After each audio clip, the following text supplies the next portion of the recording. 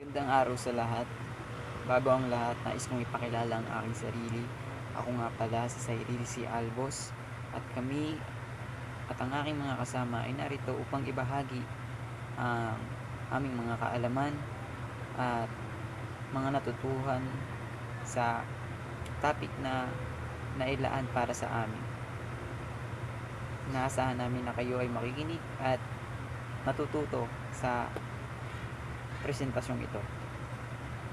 Maraming salamat. Uhu. Good day to everyone. For today's presentation, we are going to share our knowledge about personal protective equipment outcomes. So, bago tayo mag-proceed to the introduction of this topic, I want you listeners to remember when did you heard the word PPE. Di ba, some of us were not really familiar sa bagay na ito. Nagkaroon na lang tayo ng idea since the virus become a serious threat sa buhay natin. So, yung PPE, ito yung madalas o yung ginagamit ng mga frontliners natin to protect themselves to health risk, especially yung mga doctors, nurses, at marami pang iba. Let's proceed. So, what is personal protective equipment, also known as PPE? PPE is defined in the Personal Protective Equipment at Work Regulations as all equipment, including clothing, affording protection against the weather, which is intended to be worn or held by a person at work which protects them against one or more risks to their health and safety. So, ayun, sabi dito na it's a work regulation. So, it's a rule po na kailangan sundin at gawin ng isang trabahador. It's also stated na it's needed to be worn or held by a person. So, kung ano pong nakikita nyo sa screen ngayon ay hindi lang ho yan basta-basta mga bagay na kailangan suotin para magmukhang disente o maging mukhang professional ang isang trabahador. So, the main role of these things are to protect a person to a possible risk. PPE includes equipment such as safety footwear, hard hats, high visibility waistcoats, goggles, light jackets, respirators, and safety harness. Like what I've said, hindi lang ito basta o kailangan suotin. Each one of it has a special material na poprotekta sa isang trabador. For example is the helmet.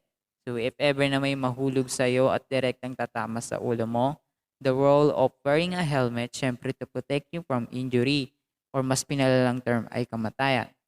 So kung anong nakikita nyo sa screen ngayon has a purpose or a role to protect someone from risk or danger. It can also be waterproof, weatherproof, or insulated clothing is subject to the regulations only if it is necessary to protect employees against adverse climatic conditions that could otherwise affect their health and safety.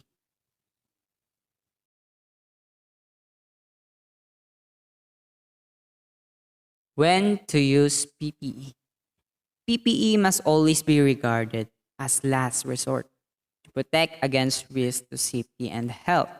Engineering controls and safe systems of work must be always considered first. So, in order to protect yourself, you need to check your workplace, equipments, and other possible things that can lead to a risk. By doing it first, it can avoid or lessen the risk to anyone. Next, PPE only protects the person wearing it, whereas measure controlling the risk at source protect everyone in the workplace. From the word itself, personal, it only protects yourself or the person who's wearing PPE. But everyone can be protected if they measure or control the risk. Next, theoretical maximum levels of protections are difficult to achieve and the actual level protection is difficult to assess. Effective protection is only achieved by selecting suitable PPE and if it is correctly fitted, maintained, and used. Of course, ang mga sinusuot na PPE ay kailangan approved by some professionals like OCHA to prove na safe at maaari itong gamitin. Lastly, PPE may restrict the wearer to some extent by limiting mobility or visibility or by requiring additional weight to be carried, thus creating additional hazard. Yun nga, there's also a risk of wearing PPE. Like, ayan, madadagdagan nga daw ang bigat. So, nadagdagan ng bigat, malilimitahan ng pagkilos at paggalaw ng isang taong nagsusuot nito. My name is Patricia Erica Mamukod, and I will discuss about the assessing and choosing PPE, sustainability of PPE, and the following factors should be considered when assessing the sustainability. And the last is quantitative and qualitative fit testing.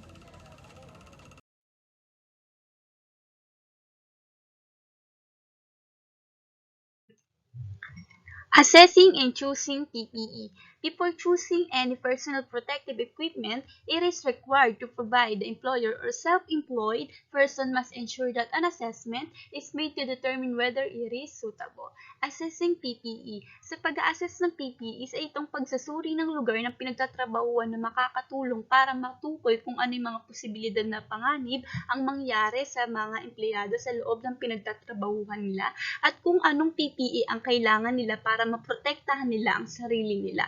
Ang pagsusuring ito ng trabaho ay ito yung way para maligtas sila sa kapahamakan.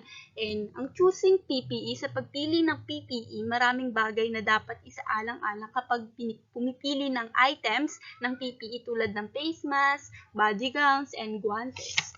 Ang first dapat isaalang-alang ay alamin muna yung rules sa PPE ng Occupational Safety and Health Administrations. Ito yung bumubuo siya ng regulations ng PPE na nag-o-offer ng gabay sa type of equipment na need para sa ilang mga trabaho at lugar ng trabaho. And the second is, complete a hazard assessment. May iba't ibang trabaho na nangangailangan ng iba't ibang types ng PPE. Ang assessment sa trabaho ay makakatulong din para lubos mong maunawaan ang mga pangangailangan, yung magiging resulta ng assessment. Ito yung magsisilbing gabay ng mga workers sa pagpili ng PPE. And the last is, look for quality and simplicity. Ang PPE is not something para magtipid. Kapag nagtipid ka o mura lang yung binili mo, syempre, hindi ito matibay, pwedeng masira agad, na pwedeng mag-cause ng serious illness. Ang mga empleyado may karapatang mag-access ng proper PPE at kung hindi ito ibibigay ng mga employers, may pananagutan sila rito. Kapag pipili ng PPE, dapat itong madaling gamitin. And the next is suitability of PPE. Dapat na matugunan ng PPE ang mga pangangailangan ng workers. Dati nang naisulat ang suitability under siya ng Personal Protective Equipment Regulations noong 1992. Ang PPE ay dapat suitable para maiwasan ang pinsala mula sa peligrong mangyayari pa lamang o mga peligrong hindi mo inaasahan o pagkakataon, ganun. Ang types and nature na katangian ng mga panganib sa lugar ng trabaho ay magiging primary indicator ng tamang uri ng PPE. And the following questions should be considered when assessing whether PPE is suitable or not.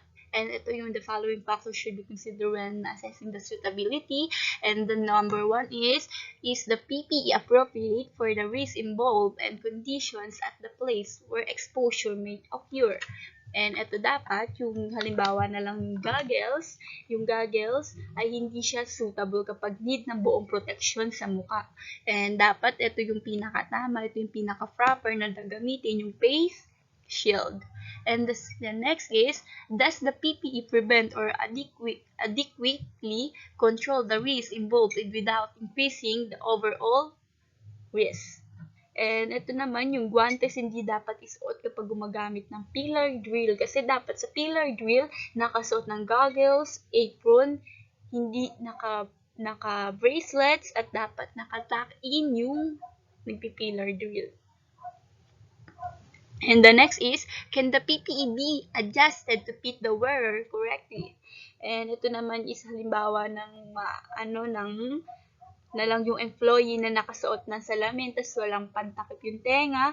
Kapag kasi nakasalamin lang, hindi mapoprotektahan yung tenga sa ingay tulad na lang ng pagwe-welding, ito yung proper na dapat suotin. Yan. And the next is, has the state of health of those using it been taken into account? Yung halimbawa na lang yung mga kakaibang amoy na hindi na kakaibang amoy na gumagawa ng nakakasama sa kalusugan ng workers kapag gumagawa, 'di ba may mga iba't ibang amoy lalo na sa pagwe-welding. The next is, what are the needs of the job and the demands it places on the wearer? Halimbawa na lang ng haba ng oras na kailangan magsuot ng PPE. Kailangan dito yung physical effort to do the job and the requirements for visibility and community. And next, how long will the PPE need to be worn? Halimbawa kung gaano mo katagal suotin yung PPE, syempre makakaramdam ka ng init, ng pagkairita, ganon. And the next is, if more than one item of PPE is being worn, are they compatible? Halimbawa na lang ng mga ilang respirators na mahirap para sa eye protections na magkasya ng maayos. Ayan, ito yung respirators.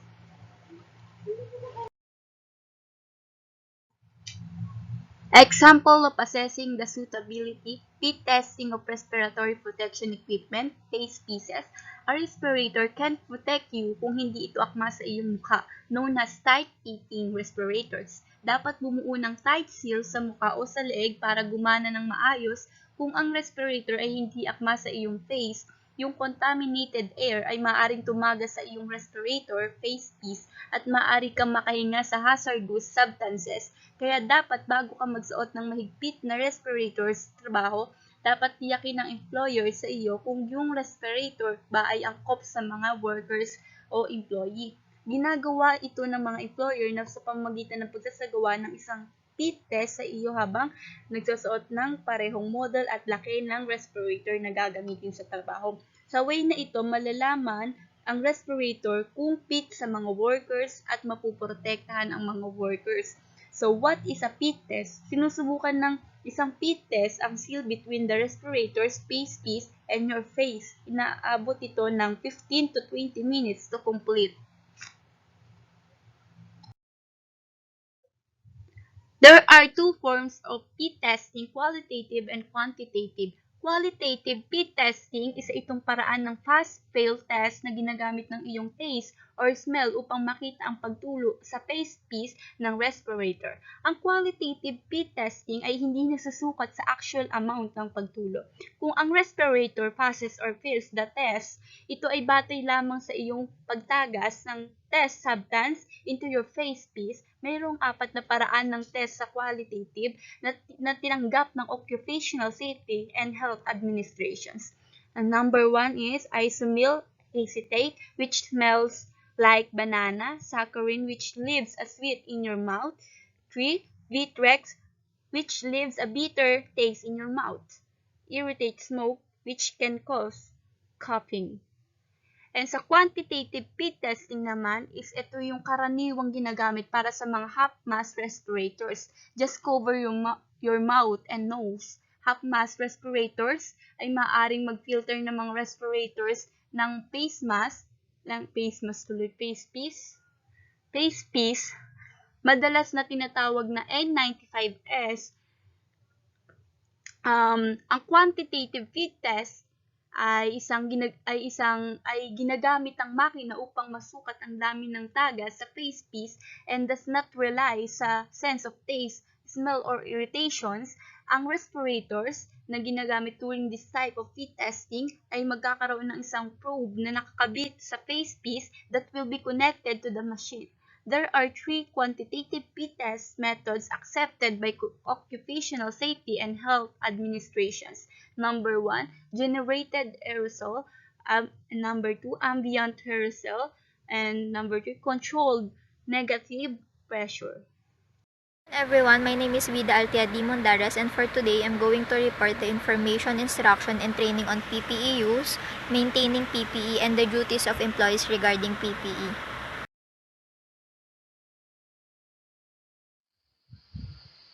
Information, instruction, and training on PPE use. Where PPE is provided, employees must be provided with adequate information, instruction, or training on its use. The extent of information and training will vary with the complexity and performance of the kit. Information and instruction should cover the risks present and why the PPE is needed. Employers must present the factors or risks that the employees can encounter, and that is why they have to be careful and that PPE is needed for their extra safety. The operation including demonstration, performance, and limitations of the equipment. Employers must present a full demonstration on the performance of the PPE and how it will protect your employees and limitations of the usage of it. Use the storage, including how to put it on, how to adjust, and how to remove it. It is a must that employees know how to put, adjust, and remove the PPE. If the PPEs are not fitted to them, it might harm them when working. Any testing requirements before use. If they have to test the PPE if it is now safe for the employees and it cannot lead them to harm. Factors that can affect the performance of the equipment. It is a must to know if the PPEs are heavy for them, if the PPEs are blocking in their performance, or if it is uncomfortable. Maintaining PPE. An effective system of maintenance of PPE is essential to make sure the equipment continues to provide the degree of protection for which it is designed. Maintenance may include cleaning, examination, replacement, repair, and testing. The wearer may be able to carry out simple maintenance, but more complex repairs must only be carried out by competent personnel.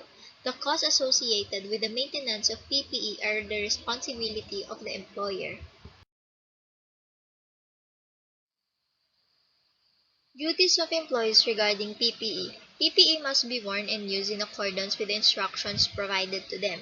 And why is that? It's because some of the workers doesn't know how to wear it properly. In many cases, the PPEs became loose when they wear it, so that's why they have to wear it according to the instructions given to them. Employees must take all reasonable steps to ensure that PP is returned to the accommodation provided for it after it has been used. It is their responsibility to wear it, and after it, using properly dispose or store it to the designated area so they can use it again. PPE must be examined before use. PPEs must examine first before using because sometimes there are hazardous particles in the PPE that can harm the employees or the PPE doesn't fit the person who will wear and the PPE might torn and can't be wear. Any loss or obvious defect must be immediately reported to their supervisor. It is necessary to report it to them to know and for it to be replaced. Employees must take reasonable care for any PPE provided to them and not carry out any maintenance unless trained and authorized. It is a must to take full care of the borrowed PPEs. It's your responsibility because you're using it and they are just borrowing it so you have to take care of it. Po si Loreline Quinto. Ipapahayag ko ang mga bagay na maaari nating gamitin upang proteksyonan ang ating mga sarili. Protective equipment. This is equipment worn to minimize exposure to hazards that cause serious workplace injuries and illnesses. These injuries and illnesses may result from contact with chemical, radiological, physical, electrical, mechanical, or other workplace hazards. Personal protective equipment may include items such as hearing protection.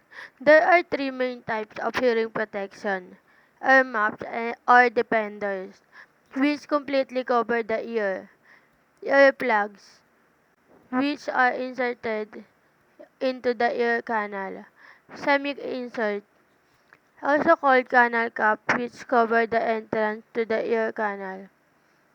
This is the photos, and there are three widely used by types of head protection: industrial safety helmet, or we call hard hat, which are designed to protect against materials falling from height and swing objects. Industrial, industrial scalp protectors, or we call bump cap, which are designed to protect knocking against stationary objects. Cups or hairnet, which protect against entanglement. Ta- Tasks where head protection may be required include construction, building repair, work in vault, driving tools, driving motorcycle, and all-terrain vehicles, and etc. And also face shield, heavier and bulkier than other type of eye protector. Face shield protect the face, but do not fully enclose the eyes, so do not protect against dust, mist, or gases. We have tasks where eye protection may be required include handling hazardous substances where there is a risk of splashing. Work with power-driven tools where materials are likely to be propelled. Then welding operation, work with laser, using any gas or vapor under pressure. And we have boot protection. There are a number of types of safety footwear. Safety boots or shoes normally have steel toe caps but can have other safety features. Wellington boot, which can be supplied with steel toe caps, anti-static and conductive footwear. These protect against the build-up of static electricity. And then also we have tasks where foot protection may be required include construction, demolition, building repair, manual handling where there is a risk of heavy object falling in the pit, work in chemicals and forestry. And we have hand and arm protection. Hand and arm protection come in variety of form including gloves and gauntlet, this leather, nitrile, latex, plastic coated, chainmail, and etc. And i- in hand and arm protection, we have wrist cup and armlet in glass, cutting and handling. In hand and arm protection, of course, the barrier cream may sometimes be used where gloves cannot practically be used. And we have tasks where hand and arm protection can be required include the manual handling of abrasive, sharp or pointed objects, work in vibrating equipment such as pneumatic drills and sensors, construction and outdoor work, work in chemicals and other hazardous substances, work with hot or cold materials. I'm Hannah Rosel Buntia Santilan, and I'm going to continue reporting about the protective equipments. Organizations are required to take measures to minimize exposure of employees to hazardous situations and materials. Personal protective equipment, also known as a PPE, it is important barrier between a worker and the environment. PPE is a clothing or equipment that is worn to prevent or minimize exposure to hazards. So, in different tasks require different types of PPE. And also, organization must train their employees on how they properly wear their PPE. Inspect and maintain PPE for each task associated. So, most important is the body protection. So, this protection is cover all the body. It is a clothing for cold, heat, and bad weather.